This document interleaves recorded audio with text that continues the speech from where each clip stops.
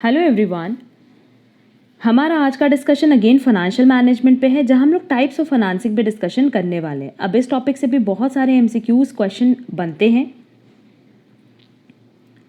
तो देखो, सबसे पहले हमारे पास है कि कौन कौन से सोर्सेज हैं फाइनेंस। ओवरऑल अगर आपको मार्केट से फाइनेंस ऑब्टेन करना है, प्रोक्योरमेंट करना है, तो हमने पहले भी बताया कि इक्विटी शेयर कैपिटल है, प्रेफरेंस शेयर कैपिटल है, रिटेन्ड अर्निंग्स है, डिबेंचर और bonds, loan from financial institutions and others में बाकी चीज़ें आ जाएंगी, बट जनरली जो हमने देखा है वो ये चार देखा है, क्योंकि एक इक्विटी शेयर हो गया, प्रेफरेंस शेयर हो गया, ये दोनों शेयर कैपिटल है, फिर रिटेन्ड अर्निंग है, debentures and bonds, and last is loan. ये चार ऑप्शन होता है जिसकी हेल्प से मार्केट से फाइनेंस रेस कर सकते हैं।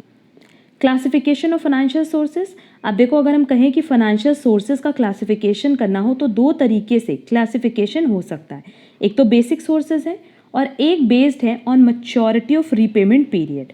मतलब बेसिक सोर्सेज अभी हम बताएंगे कि कौन कौन से, और एक रीपेमेंट पीरियड कि जिसको जिस हिसाब से रीपे किया जाए उसके अकॉर्डिंग भी हम फाइनेंशियल सोर्सेज की कैटेगराइजेशन करते हैं। तो सबसे पहला ऑप्शन जो है वो ये है कि sources of finance based on basic sources. और बेसिक सोर्स की अगर बात करें तो बेसिक सोर्स में दो ही तरह का सोर्स आ सकता है। First is internal and second is external.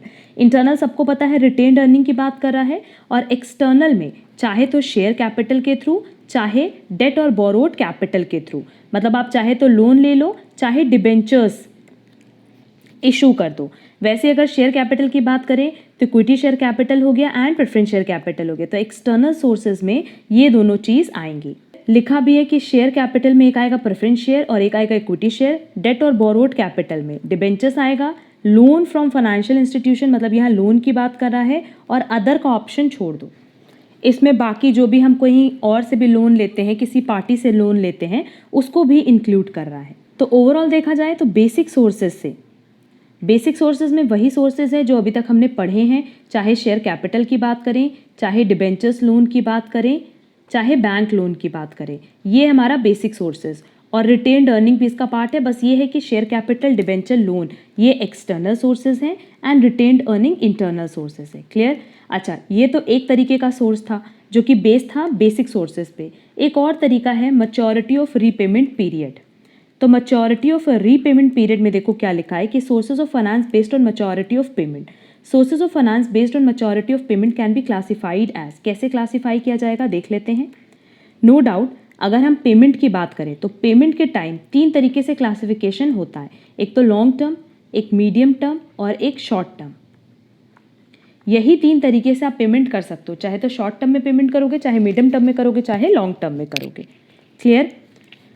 तो लॉन्ग टर्म मतलब सिंपली ये होता है कि जो आपको पेमेंट है उसके लिए किसी भी तरह की डेट या किसी भी तरह का टाइम स्पेसिफाई नहीं होता। आप लंबे टाइम तक के लिए वो लोन रख सकते हो और धीरे धीरे उसका रीपेमेंट कर सकते हो। देखो ऑप्शन दिया है शेयर कैपिटल और equity shares, preference shares, retained earnings, debentures, bonds, loans from financial institution. क्योंकि देखो जब भी बैंक से भी लोन लेते हैं, जनरली जो बैंक से लोन लेते हैं वो कोई एक साल में रीपे नहीं करता, क्योंकि जब आप ऑर्गेनाइजेशन के लिए लोन लोगे तो नो डाउट आप बहुत बड़े अमाउंट का लोन लोगे और वो लोन आप धीरे धीरे ही रीपे कर पाओगे। Loans from state financial corporation, loans from commercial banks, venture capital funding, asset securitization, international financing like euro issues, foreign currency loans, ये सारे तरीके हैं long term sources of finance के। इसमें दो पॉइंट हम डिस्कस करेंगे, एक तो वेंचर कैपिटल फंडिंग क्या होता है और एक असेट सिक्योरिटाइजेशन क्या होता है। नेक्स्ट इज मीडियम टर्म, और मीडियम टर्म की बात करें तो इसका एग्जांपल है प्रेफरेंस शेयर्स, डिबेंचर्स, बॉन्ड्स, क्योंकि ये लॉन्ग टर्म के लिए भी होते हैं और मीडियम टर्म के लिए भी होते हैं। पब्लिक डिपॉजिट और FD for duration of 3 years, medium term loans from commercial banks, financial institution, state financial corporations, lease financing और hire purchase financing, external commercial borrowings, euro issues and foreign currency bonds. तो ये क्या हो गए medium term. And last हमारे पास है short term. Short term sources of finances में क्या क्या है? Trade credit, accrued expenses and deferred revenue. ये आप देखोगे ना तो विद इन ए ईयर इसका रीपेमेंट हो जाता है। तो ये short term sources of finance मतलब जो एक साल के लिए होते हैं या एक साल से कम के लिए होते हैं। Short term loans like working capital loans from commercial banks, fixed deposits for a period of 1 year और less, advances receive from customers and various short term provisions. Clear?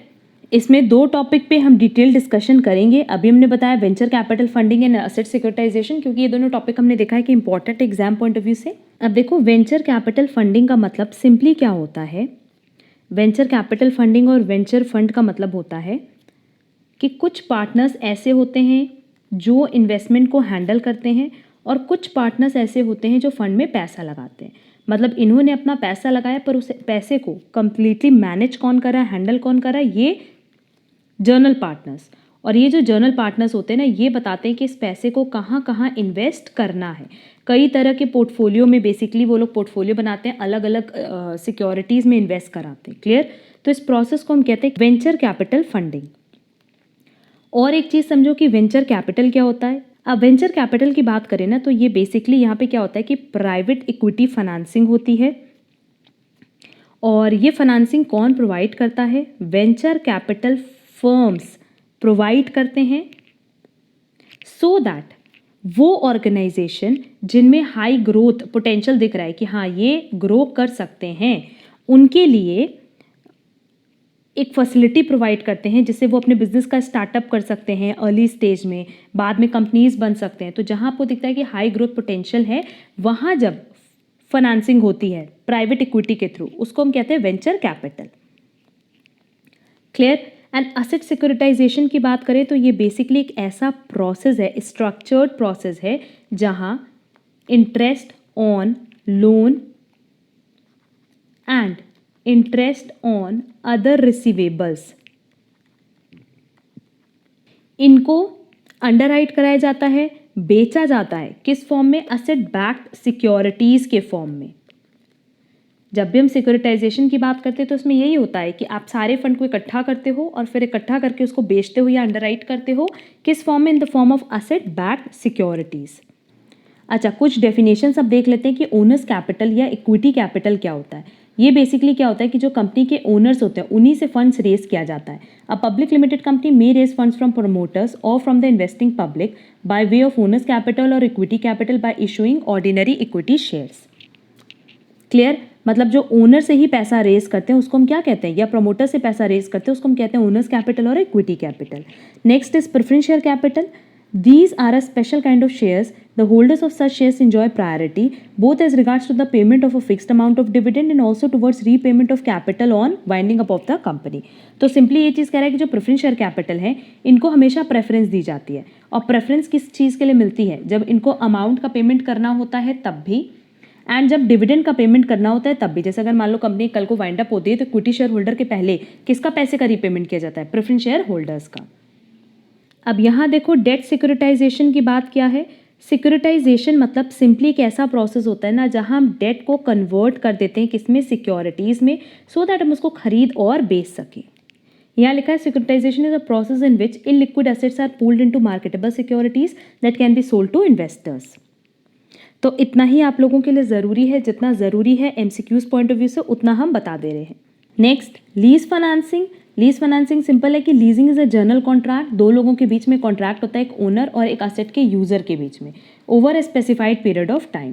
The asset is purchased initially by the lessor. पहले lessor उसको खरीदता है और उसके बाद वो उसको लीज कर देता है यूजर को, और यूजर उसको एक स्पेसिफाइड या हम कह सकते हैं पीरियोडिक इंटरवल्स पे एक स्पेसिफिक रेंट का पेमेंट करता है। तो इस प्रोसेस को हम कहते हैं लीज फाइनेंसिंग।